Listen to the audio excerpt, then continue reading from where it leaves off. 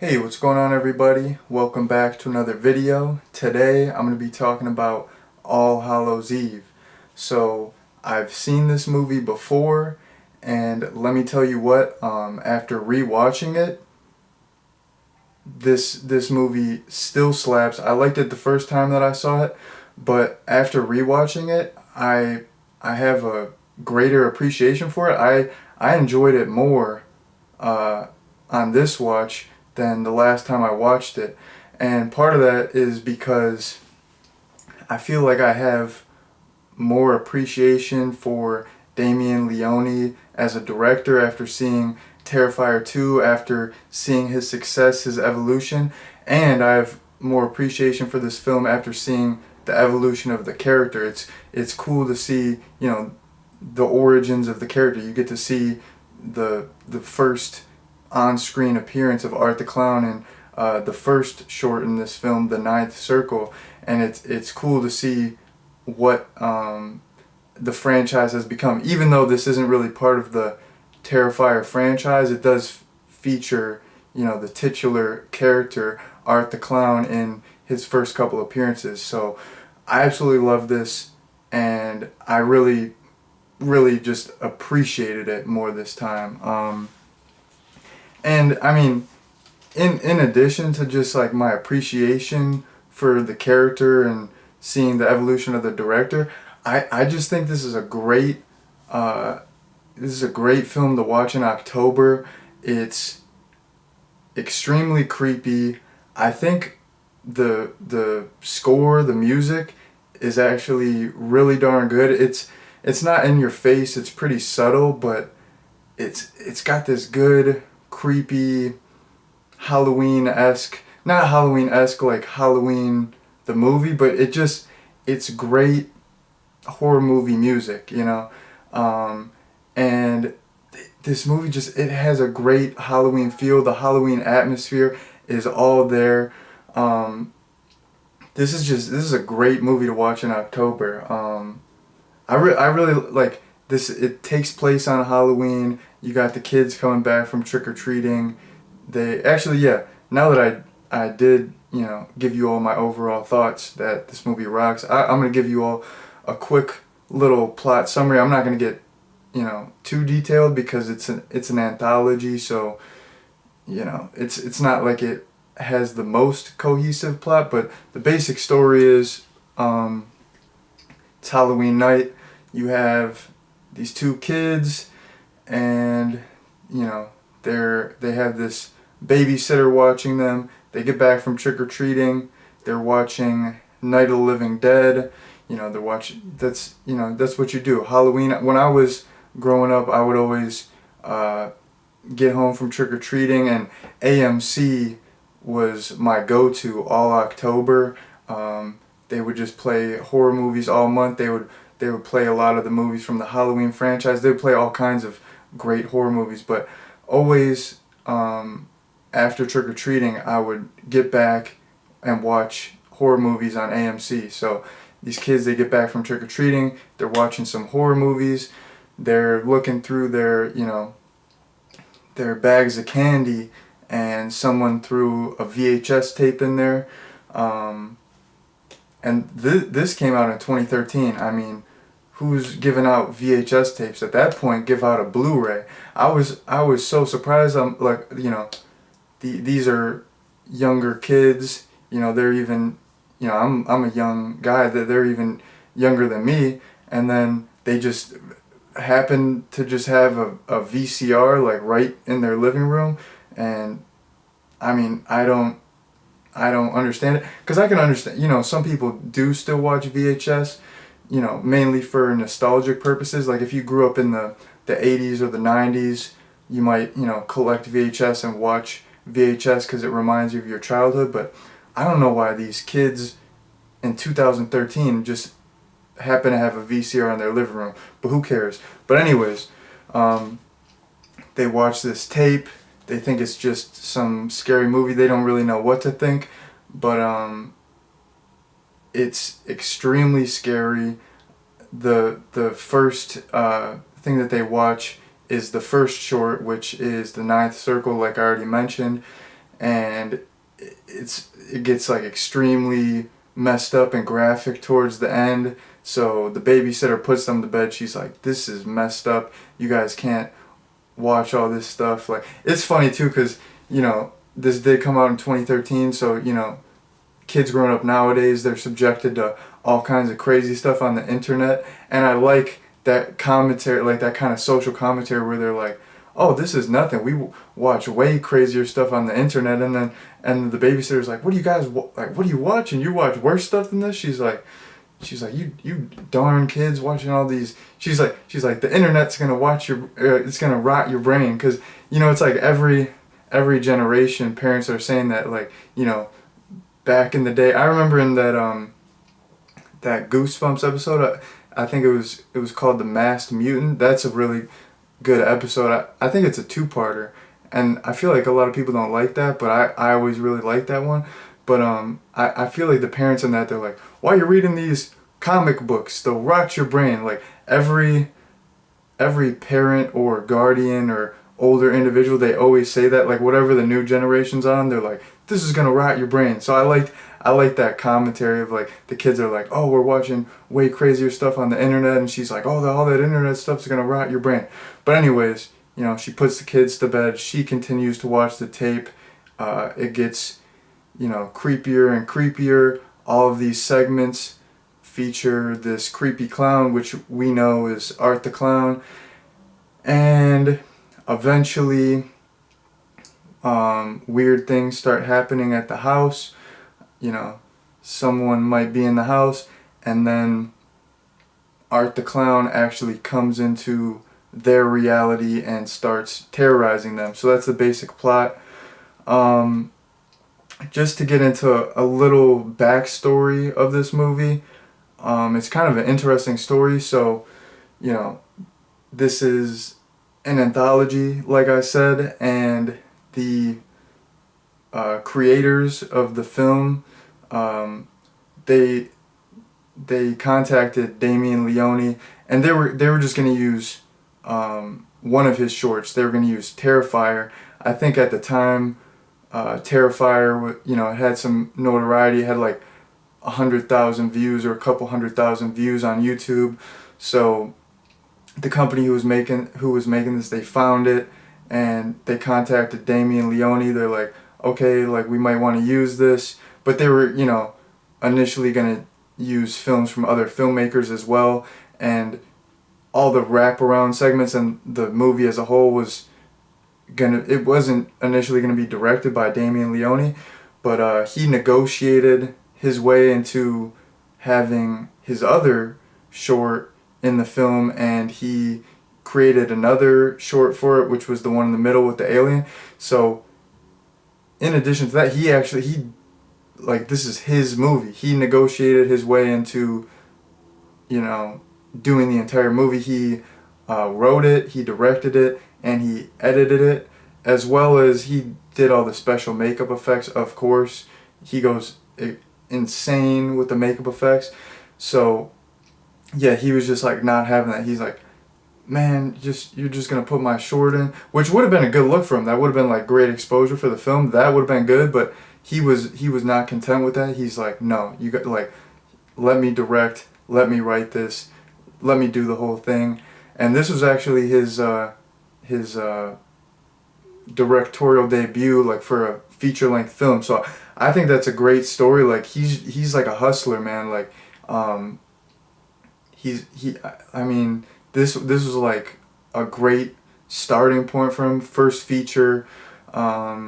It was direct to DVD, but I feel like people did see this, and he went on to do some other stuff before, doing Terrifier. So this was really like a turning point in his career. So I think that's really like resourceful of him, and it's cool that he was just like, not like, yeah, they were gonna like hook him up and put one of his films in, but he's like, "No, I'm gonna do the whole thing," and he got some good experience and got some he got some good experience. He got some good exposure, and made some connections. It worked out. And this is not a behind the scenes thing, but this is just like an observation. that I had because, you know, I was watching some interview with Damien Leone back in the day, and back in the day, I always say that, but maybe like a year or two ago, but he was talking about, you know, Art the Clown and kind of the evolution, and, you know, of course, Art the Clown was in the Ninth Circle, but he wasn't in it that much, and people were telling Damien Leone, like, oh, that clown is creepy, you gotta do more with that clown, do more with that clown, and then he eventually made the short film Terrifier, people like that, he turned it into a feature, and then, you know, the feedback he got from the first Terrifier was, you know, this is good, but there's no story, that we need more story, we want more story. So the term that I was thinking of, like, I think he has like a customer is always right approach to filmmaking, and he really like cares about the fans and listens to the fans, and I think that's really good from like a business standpoint. Like, you know, the people who watch your films, you know, they're the consumer, they're the customer. You got to give them what they want, and just for enjoyment level, like he wants people to have a great experience. He wants to give people the best movie that he can possibly give them. And I mean, he's a huge fan as well. So I mean, he's like the biggest horror fan ever.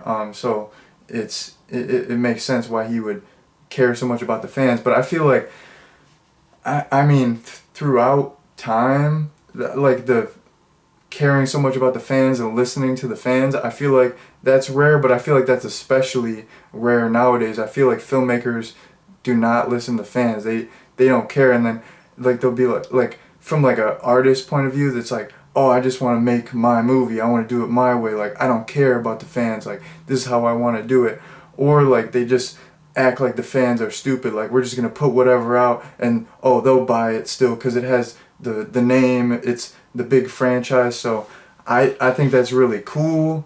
You can tell he really like respects and cares about the fans, and doesn't just look at them like, oh, well, they're just gonna buy my movie and put money in my pocket, and they're stupid, I can just throw out whatever. Like, he really values the fans, and he's a huge horror fan himself, so he wants to give them something that, you know, he wants to make something that he likes, but he wants to make something that all horror fans are gonna like. So I think that's super rare, and I really appreciate that. Getting back into the actual content of the film here, I really liked all the wraparound segments. Like I said, it took place on Halloween night. It had great Halloween atmosphere. I liked all that stuff. When, you know, there were some happenings of Art the Clown might be there, that was really creepy.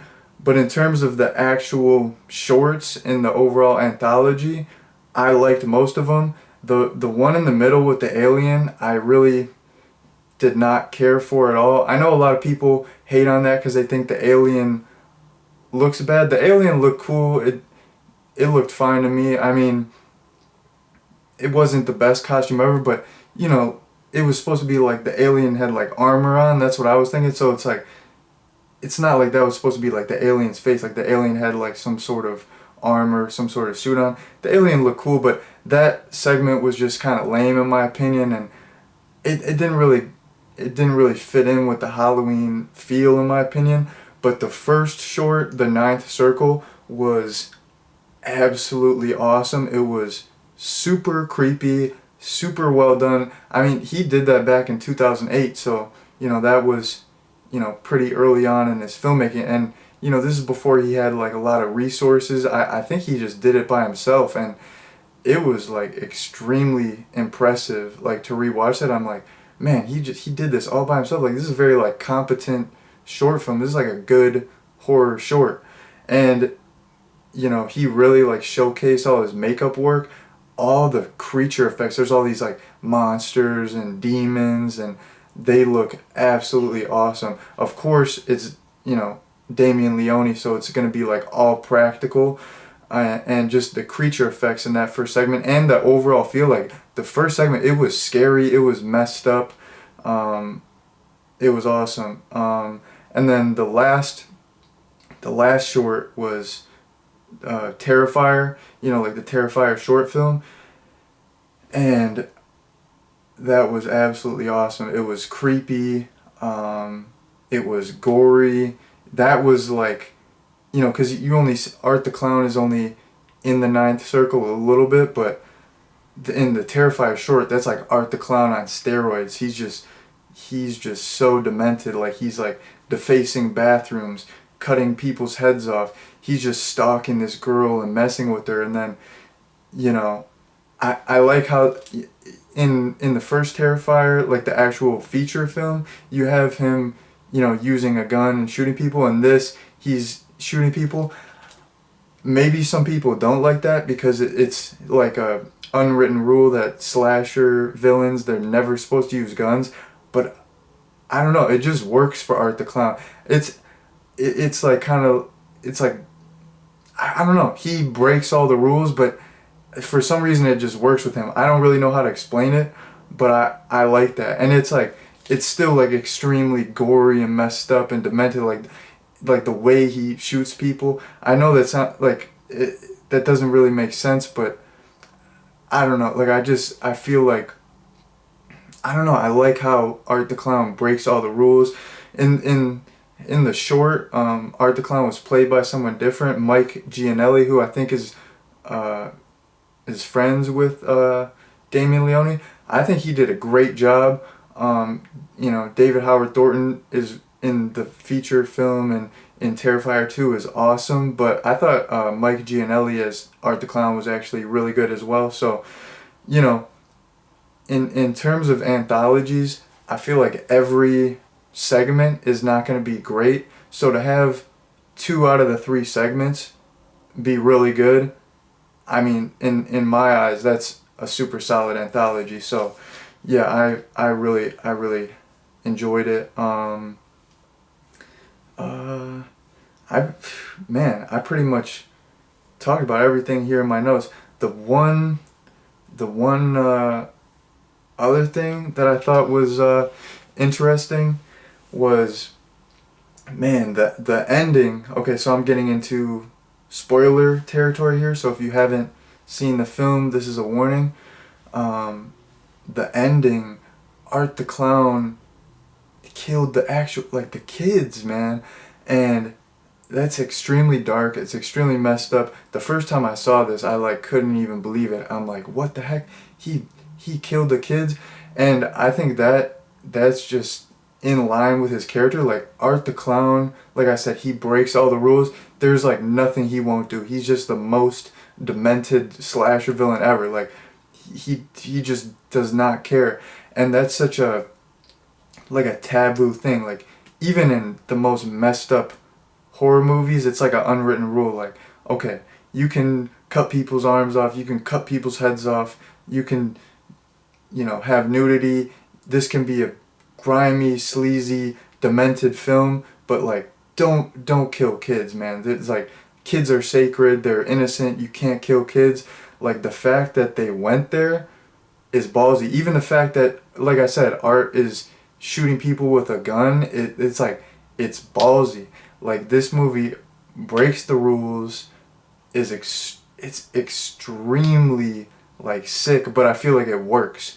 Like especially for this day and age. Like, this came out in 2013, so it's newer, and you know, Terrifier and Terrifier 2 came out, you know, a couple years ago. I mean, the first Terrifier is like more than a couple years old at this point, but I feel like this is kind of what modern horror audiences want. Like, me personally, I like this stuff because, you know, a lot of the 80s stuff is really good, and you know, there's still good gore and good practical effects, but you know, so many of those 80s slasher movies just totally got butchered by the MPAA, where they had to cut all the gore.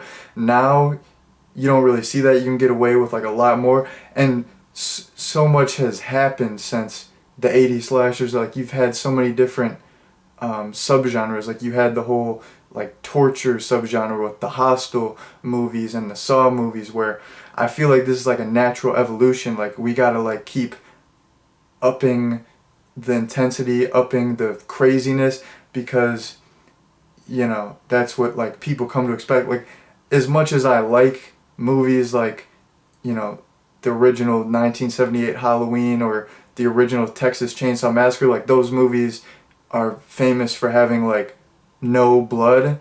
I love those movies and I love that about them, but at the same time I like all this new stuff where it's like a slasher movie on steroids. And I feel like this stuff, like All Hallows Eve, Terrifier 2, it's not made for general movie going audiences. It's not made for casual horror fans.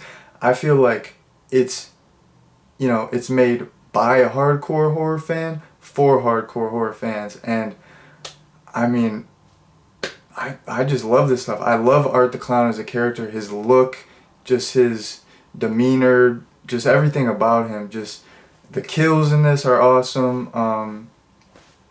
This movie rocks. I mean, what else can I say? But yeah, just before I wrap things up, in terms of a recommendation, I think this is a super solid movie. I think this is a great entry point into the whole Terrifier filmography or whatever. I don't know. I think if you're a horror fan, check this out. Maybe if you haven't seen any of the Terrifier films and you're interested, check this out first. This is a good, gateway into it.